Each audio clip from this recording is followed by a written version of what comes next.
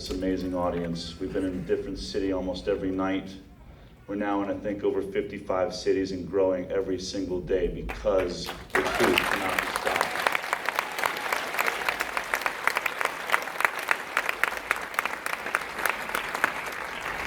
But what brings us here are the families, the real heroes that have been trying to warn all of us of a travesty that has now taken hundreds of thousands of beautiful children and destroyed their lives across the world. They've stood up and tried to warn us this can happen to your child, and we've allowed the medical establishment and our government to silence them. That's what this movie's about. Those people and those heroes are why we're here. And tonight I want to make sure they realize that they will never be forgotten.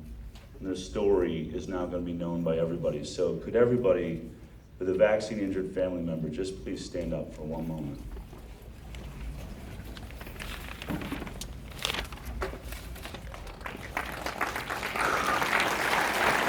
Stand up for it. If you have somebody in your family I'll that is never injured by get vaccine, used to seeing this. This should never have happened. And for those of you that didn't stand, it's more than just one of the most difficult daily experiences you could ever have. I've lived with many of these people as we shot this film. But think about that moment. Think about a moment where your beautiful child's been running around, talking, laughing, playing, all the dreams you had for what that child was going to become, maybe the next president of the United States. And then in one moment, that dream is taken away from you because of a lie. Because you did what you thought was right. You trusted your doctor. You trusted what you was told was the truth.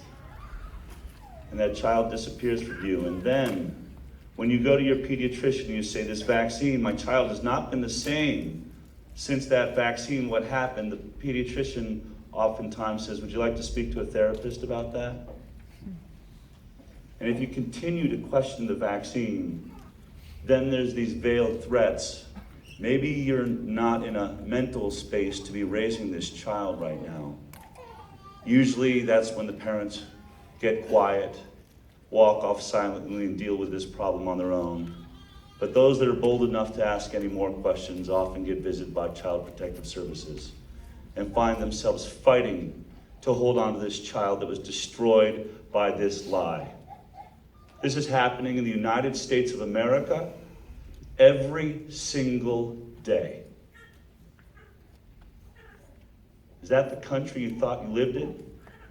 Is that the country we've all dreamed to be a part of? Is that what our forefathers fought for? No.